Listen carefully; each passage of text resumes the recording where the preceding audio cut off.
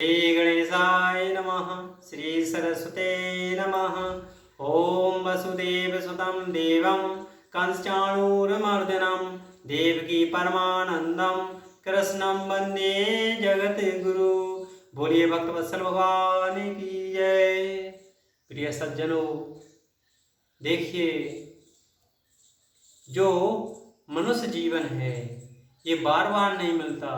ये तो प्रभु की जब हम सब पर कृपा बरसती है तभी जाके हमको ये मनुष्य की देह प्राप्त हो जाती है। जब भगवान ने यह हमको शरीर दिया है, मानव का शरीर दिया है, तो देखिए मानव के कुछ गुण धर्म भी होते हैं। जैसे मानव को सभी जीवों पर, पक्षियों पर, पशुओं पर और संसार में समस्त जितने भी जीव जंतु पशु पक्षी हैं सभी पर दया रखना चाहिए, दया का भाव रखना चाहिए।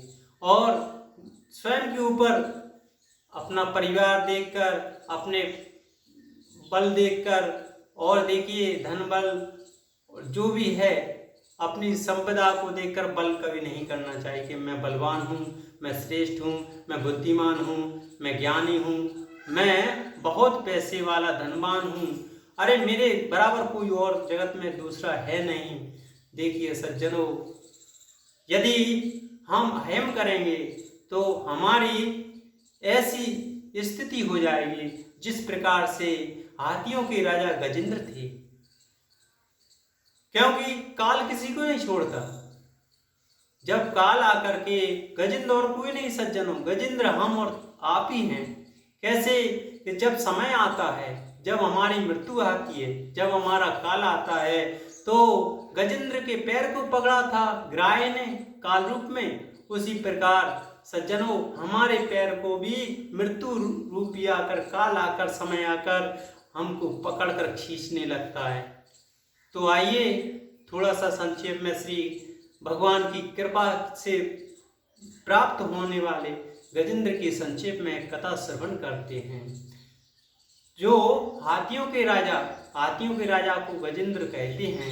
गजेंद्र जो थे अपनी पत्नियों के साथ में, रानियों के साथ और अपने पुत्रों के साथ में वन विहार करने जाते हैं, तो सभी जो जंगल के वासी जो जानवर हैं सभी उनको प्रणाम करते हैं। और प्रणाम करते हुए देख करके गजेंद्र को बहुत अभिमान आ जाता है। अभिमान तो था, परिवार का था, पुत्रों का था, बल का, स्वयं के बल का था। जब इस तरह से अभिमान और बढ़ गया तो देखिए सज्जनों क्या होता है, जब चरम सीमा पर अभिमान बढ़ जाता है तो देखिए क्या हुआ कि गजेंद्र जाकर के और एक त्रिकूट नाम का पर्वत है उस पर्वत पर पहुंचे, और पहुंच करके अब सारे दिन के थके हुए थे, जल उनको प्राप्त नहीं हुआ था और मन में प्यास बहुत, उनकी आत्मा जो थी जल से व्याकुल हो रही थी। जाकर के एक सुंदर सा सरोवर भरा हुआ था, उसमें कई प्रकार के कमल खिले हुए थे।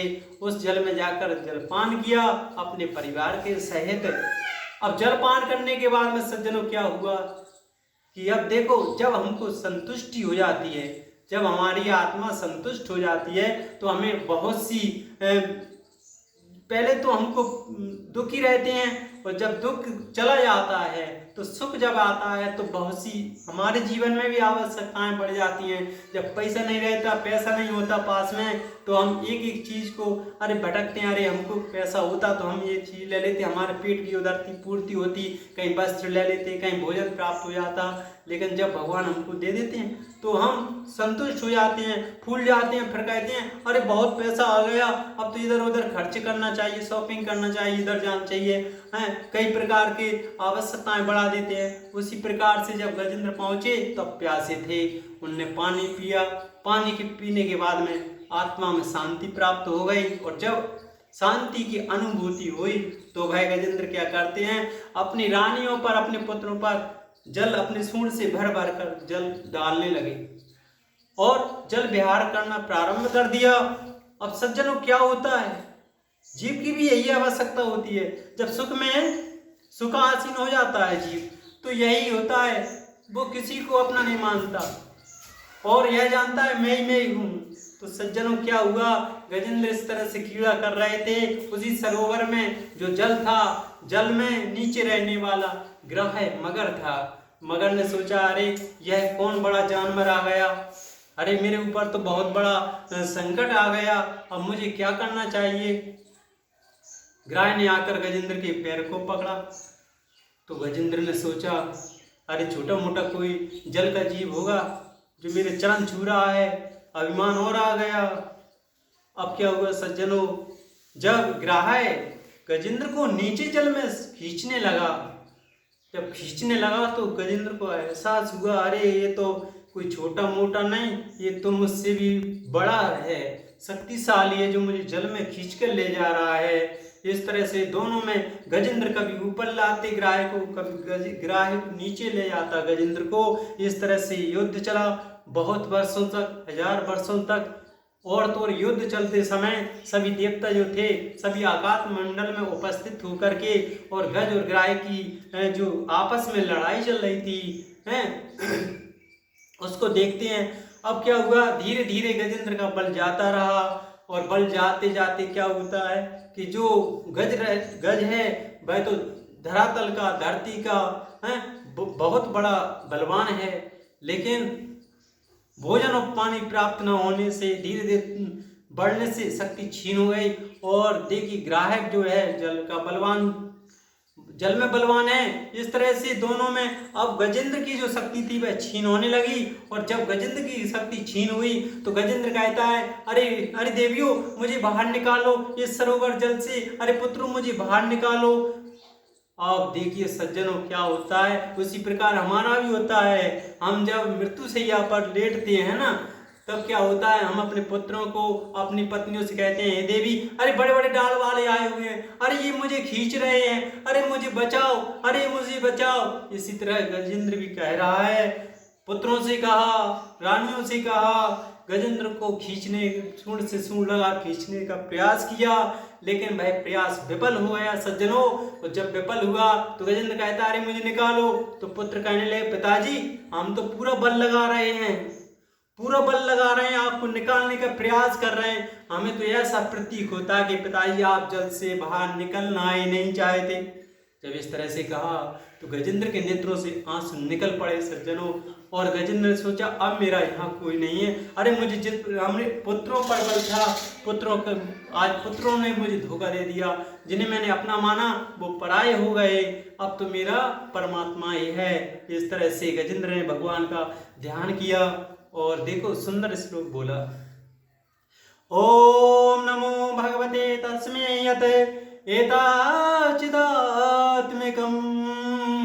पुरुषायादि बीजाय परस्याभि धीमहि। गजेंद्र ने किसी का नाम नहीं लिया, कोई नाम नहीं लिया।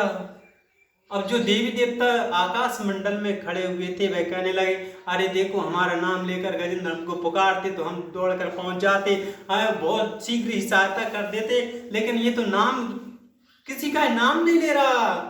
तो एक मेरे प्रभु का नाम अनामी भी है। भगवान ने कहा अरे किसी नाम नहीं ले रहा तो क्या है, मेरा नाम अनामी है। तो भगवान ने गरुड़ जी से कहा, गरुड़ जी पर बैठे, शीघ्र से शीघ्र आते हैं भगवान। और देखो आ करके क्या करते हैं सज्जनों, ग्राह की सूंड को, जो गजेंद्र है, गजेंद्र की सूंड जो तिनके भर जल से बाहर थी, उसी सूंड को पकड़ कर खींचा अपने हस्त कमल से। और देखिए जब गजेंद्र को खींचा है तो गजेंद्र के पैर पकड़ा हुए ग्राह भी आ गया। भगवान ने अपने सुदर्शन चक्र से ग्राह को मोक्षी गति प्रदान की और गजेंद्र को उबारा। गजेंद्र ने भगवान की सुंदर स्तुति की और भगवान जब प्रसन्न हुए तो सज्जनों हमको इसलिए कहा है, जनमे जनमे मुनि यतन कराई, अंतरा में सोही पावते नाई। राम सिया राम जय जय राम। हमको भगवान को निरंतर याद करते रहना चाहिए। जो भी कुछ है सब भगवान का प्रसाद है। हमारे पास पुत्र हैं, हमारी स्त्रियां हैं, हमारी धन दौलत है, हमारा वैभव है, नाम है, संसार में जो भी पद है, मान है, सम्मान है, सब प्रभु का दिया हुआ है। इसलिए बल होना चाहिए तो परमात्मा का होना चाहिए। बोलिए भक्तवत्सल भगवान की जय। बस आज की वीडियो में इतना ही।